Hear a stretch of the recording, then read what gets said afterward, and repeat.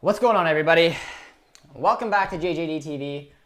I'm your host, Josh, and we're back with a little 5 takeaways. But I mean, honestly, like most people in our watch along and myself, I'm in absolutely no mood because that was just an absolutely disappointing result. The Bundesliga has been so close this season, and now is the first little bit of breaking apart.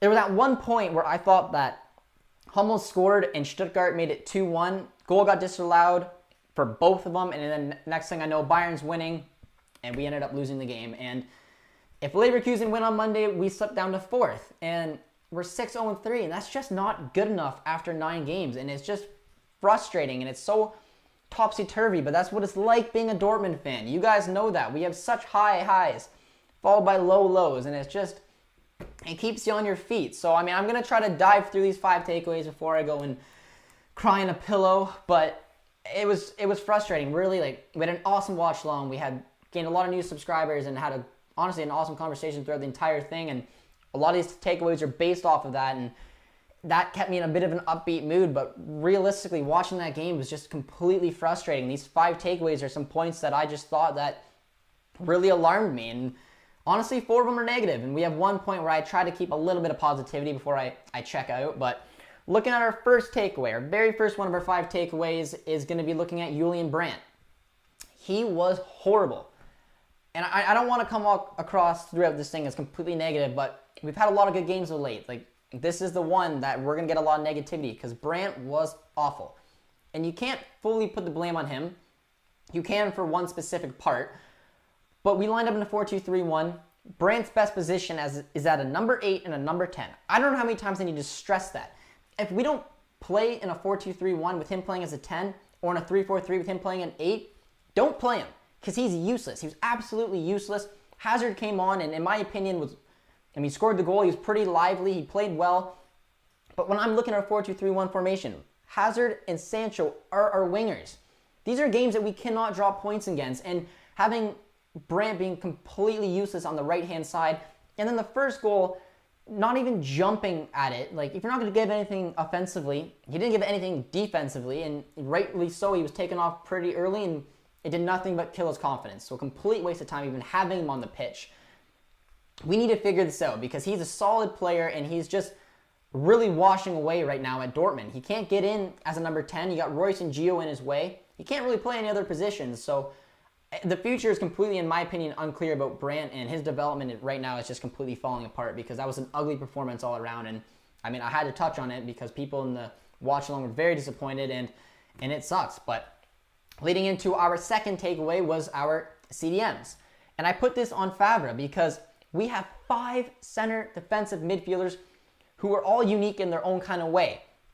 In my opinion, the more 8, like the number 8 type of center defensive mid, a little more attacking, can break the lines, can link up Dahoud, Delaney.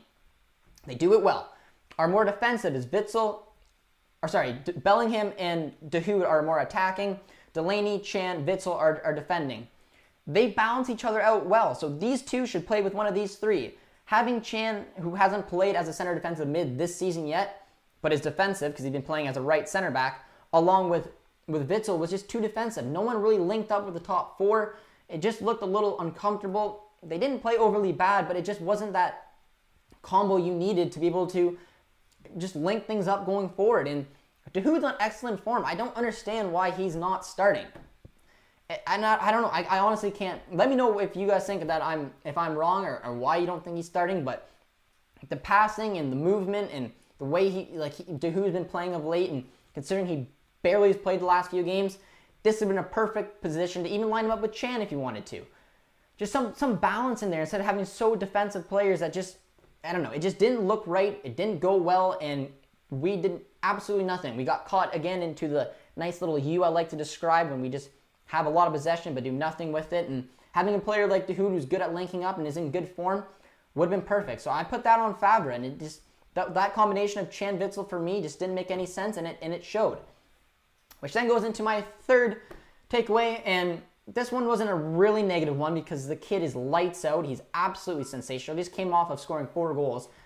So I don't want to, against Hertha obviously, I don't want to criticize Håland because you're entitled to have a bad game when you play like that.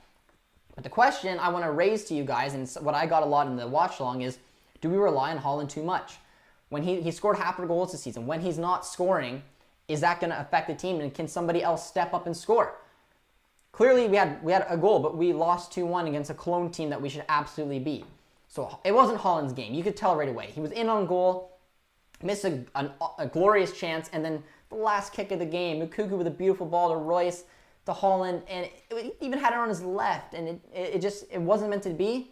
You can't blame the kid. He's been sensational this season, but it just means when he's having one of those games, will there be some other teammates that can pick up and be able to kill off a team like Cologne? And clearly not. It wasn't until Hazard came on where we got a little bit of action going on, and he got a nice finish, but it's worrying. If Håland isn't firing, it seems like we can't even take on teams like Cologne. So let me know if you guys agree. Do we rely on Håland too much? Because right now, I'm going to say yes. Because if he's not doing the performance that we know he can, we're struggling against teams that we should absolutely beat. Which then goes on to my fourth takeaway.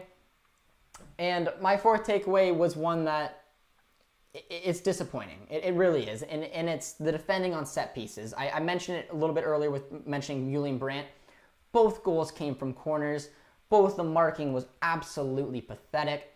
The fact that Julian Brandt didn't even jump really bugs me. Like, there was no effort for that flick on header to the back post. And then with the second one, the man marking was awful. It was atrocious. Completely left unmarked. The guy had time to take it down and just literally walk it in the net. It was poor. We've had troubles with set pieces in the past, and now it's coming to bite us in the butt when we don't take our chances like the Håland and Sancho opportunities. It obviously, all they need is a set piece and they can put it back to the net. So it was really poor defending. It hasn't, in my opinion, this season been awful, our defending, but that was a real eye-opener, and two really poor efforts at goal led to just really two tap-ins. So that was a real struggle. But I'm going to go on my fifth takeaway. I'm going to try to end it a little bit on a positive note because I was really happy with the way that Marco Reus played. Someone said it in the comments, said that he's playing like the 2018-19 Reus. I thought he was very engaging. I think he wanted the ball. He looked very comfortable in that number 10 position. He had a couple beautiful touches, and he had Håland in on goal. He had the beautiful ball again to Håland. Reus could easily had 2 assists. I really like the way he played, and I was very glad to see it because his form hasn't been excellent this season. So to see him get a little bit of rhythm back was a real positive for me. And also a shout out to Moukoko because this is actually the real minutes we got to see the kid play, and I thought he was pretty lively. We saw him almost go in on goal and score his first goal. He didn't seem like he was a 16-year-old kid. From what I've seen today, going through defenders like that, and that last ball was so intelligent. Taking it on his left, it wasn't a shot. It definitely was a cross. Found Reus. It should have been in the back of the net, but Håland wasn't on today, and that's just kind of the way the game went. It wasn't our day, but now we're 6-3. We'll probably end up being in 4th place at the end of this match day or match week after Leverkusen plays tomorrow, and it's a bitter pill to swallow. And Bayern walked away with 3 points, and I don't know. We're in a big hole now, and it's tough to try to talk about what went wrong, what could have been, because that's just kind of always what we end up doing, being Dortmund fans. And so yeah, those are my 5 takeaways, guys. So definitely let me know what you guys think. I mean, I know there's gonna be a lot of negative comments. There's gonna be the Favre out, yada yada yada. But let me know in the comments what you guys thought about this game. It was disappointing, but I definitely want to know what you guys think about Håland, if we rely on him a little bit too much, and even give a little bit of Moukoko love because I thought he was pretty exciting. But we broke our 800 subscribers. You guys were absolutely fantastic on the watch along. It was so engaging. It was an incredible watch along for that portion. I wish the result could have followed suit, but that's all right. The support on the channel means the absolute world to me, guys. So if you guys are new around here, be sure to comment, like, and subscribe, and we will see you next time.